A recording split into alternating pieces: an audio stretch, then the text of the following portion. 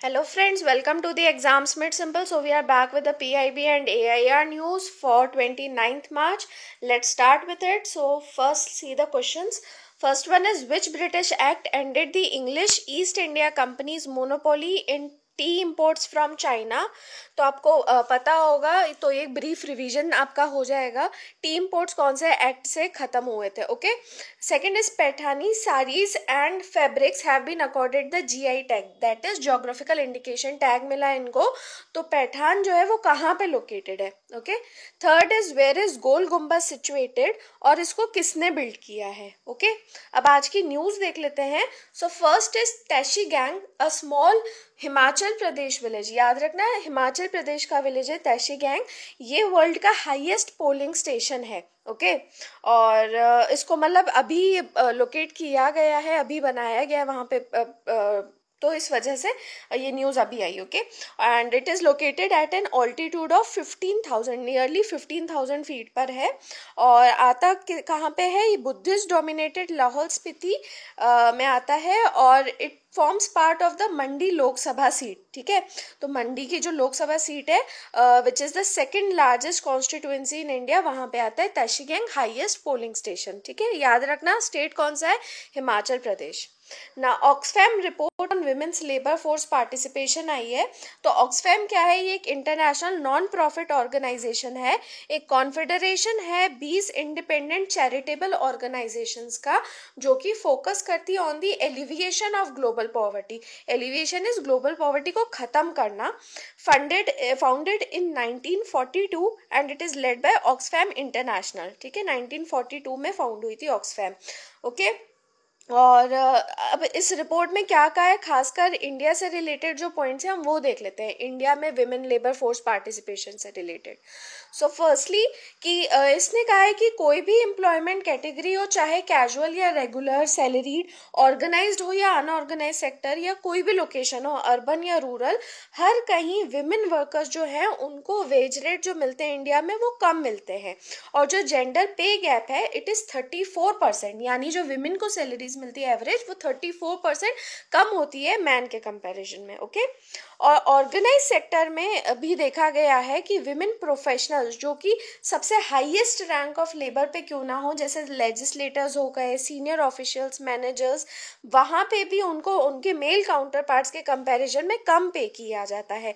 But these women constitute only 1% of the total female workforce. तो ये जो highest rank पे आती हैं ये विमेन, ये केवल 1% of the total women workforce. Okay. बाकी सब जो है वो मतलब ज्यादा अनऑर्गेनाइज सेक्टर वगैरह में है और लोअर रैंक्स पे हैं। तो अब ये वाली जो विमेन है, ऑब्वियस सी बात है, ज्यादा एजुकेटेड, ज्यादा अपने राइट्स को जानने वाली, तो इनकी में अगर आप देखोगे इस लेवल पे, तो जो पे गैप है वो कम होता है। But as you go down the pay gap increases. Okay. और इनइक्वालिटी, इस रिपोर्ट ने एक और ये चीज बताई है कि inequality in jobs has increased but the inequality in education has decreased between boys and girls. ठीक है, एजुकेशन में, पढ़ाई में इनइक्वालिटी कम हुई है, यानी इनइक्वालिटी कम हुई है, यानी बॉयज और गर्ल्स जो है वो एजुकेशन में एटलीस्ट सेम लेवल पे आने लगे हैं, पर जॉब्स में इनइक्वालिटी बढ़ी है। और एक और point, while both men and women are diversifying out of agriculture, almost 75% of rural women are still engaged in it. ठीक है, तो पता ही है एग्रीकल्चर से डाइवर्सिफाई करने की कोशिश कर रहे हैं, बट अभी भी जो 75% रूरल वेमेन, ग्रामीण महिलाएं जो है, वो अभी भी उसमें एग्रीकल्चर में ही काम करती हैं। Okay. Now India and the African union, इन्होंने एक मेमोरेंडम ऑफ अंडरस्टैंडिंग साइन किया है to establish an India Africa health sciences collaborative forum. ठीक है, India Africa health sciences collaborative forum. तो अगर ऐसे सवाल पूछ सकते हैं कि अभी हेल्थ साइंसेस कोलैबोरेटिव फोरम किस प्लेटफॉर्म किसके साथ में स्टैब्लिश किया जा रहा है, तो याद रखना अफ्रीकन यूनियन के साथ में। ओके, कोई ऑर्गेनाइजेशन ऐसे करके पूछ सकते हैं, तो अफ्रीकन यूनियन के साथ में। और ये क्यों किया जा रहा है? ताकि कोऑपरेशन बढ़े in research and development, capacity building बढ़े, हेल्थ सर्विसेज बढ़े, फार्मास्यूटिकल ट्रेड और manufacturing capabilities for drugs and diagnostics, इनमें इम्प्रूव करने के लिए।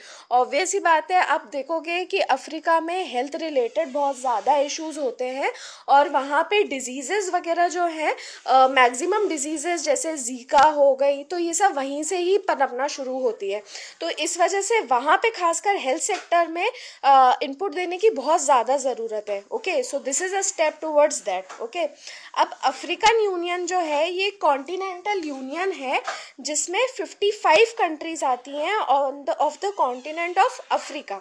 ठीक है, sorry for the pause friends. So याद रखना कि अफ्रीकन यूनियन में 55 कंट्रीज आती हैं और कुछ इसके अलावा यूरोपियन पोजेशंस जो अफ्रीका में हैं वो भी आते हैं। ओके, अब ब्लॉक वॉज, ये जो ब्लॉक है this was founded on 26 May 2001 in Addis Ababa in Ethiopia. ठीक है, और लॉन्च हुआ था 2002 में इन साउथ अफ्रीका। ओके, और इसका जो सेक्रेटेरिएट है वो भी अदिस अबाबा में है। याद रखना, अदिस अबाबा कहाँ का कैपिटल है? इथियोपिया का है। ओके, और एयू का जो इंटेंशन था it was to replace the organisation of African unity.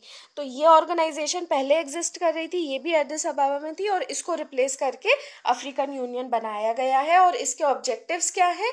जो अफ्रीकन कंट्रीज और अफ्रीकन से उनके बीच में यूनिटी को बढ़ाना, सॉलिडेरिटी को बढ़ाना, उसके अलावा फिर सोवरेंटी, टेरिटोरियल इंटीग्रिटी और इंडिपेंडेंस जो है मेंबर स्टेट्स का उसको भी डिफेंड करना, और साथ में पॉलिटिकल और सोशो इकोनॉमिक इंटीग्रेशन करना कॉन्टिनेंट का। Okay, now Dhanush howitzers have been inducted into Indian army. तो ये धनुष हॉविट्जर्स हैं, इनको अभी इंडक्ट किया गया है। ये लॉन्ग रेंज आर्टिलरी गन्स हैं and they are the first ever indigenous, यहाँ पे कैलिब्रेशन उसकी दी हुई है, आर्टिलरी गन्स है, याद रखिएगा Dhanush. Okay, long range artillery guns and they are equipped with inertial. अब उसके फीचर्स दूसरे क्या क्या हैं वो देख लेते हैं। They are equipped with inertial navigation based sighting system, auto laying facility है, on board ballistic computation and an advance day and night direct firing system. ठीक है, तो ये सारी चीज़ें इसमें इक्विप्ड है। और धनुष मेन पॉइंट जो है वो याद रखने वाला ये है कि it is an improved version of Bofors gun. तो बोफोर्स गन्स जो थी वो इंडिया ने एक्वायर की थी from Sweden. Okay, between 1987 to 1991, और उसी का भी इम्प्रूव्ड वर्जन, और ये इंडिजिनसली अब डेवलप्ड वर्जन है ये Dhanush. Okay, now longest salt cave has been discovered in Israel. Okay, तो मलहम सॉल्ट केव इसका नाम है, ये माउंट सेडोम में है and it is below sea level at the southern south western tip of the Dead Sea. ठीक है, डेड सी भी आपके इजराइल में ही है।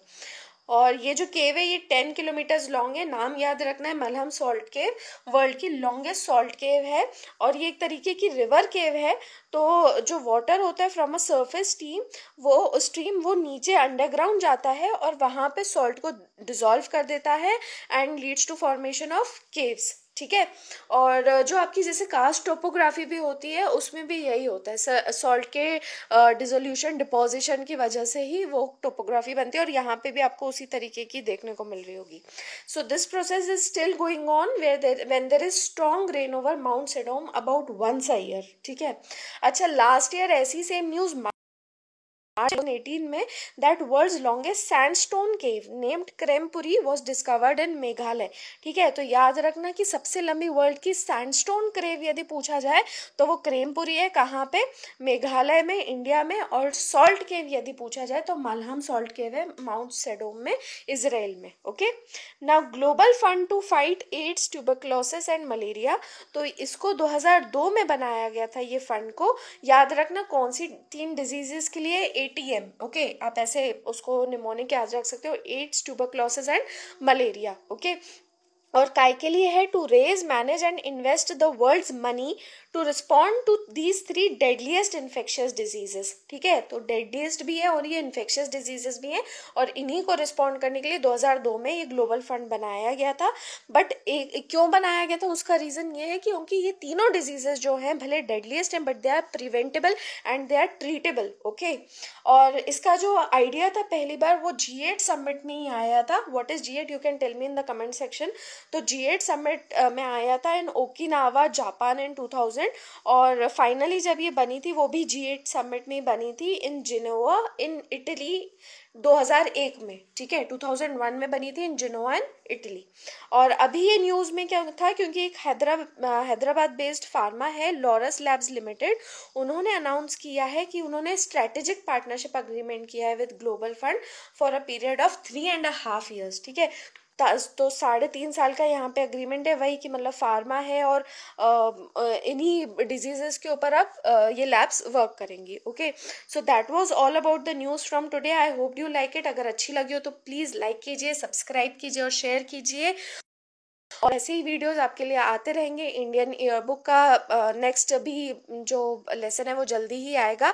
Most probably it will be based on demography, so keep looking forward for it and have a nice day friends. Thanks.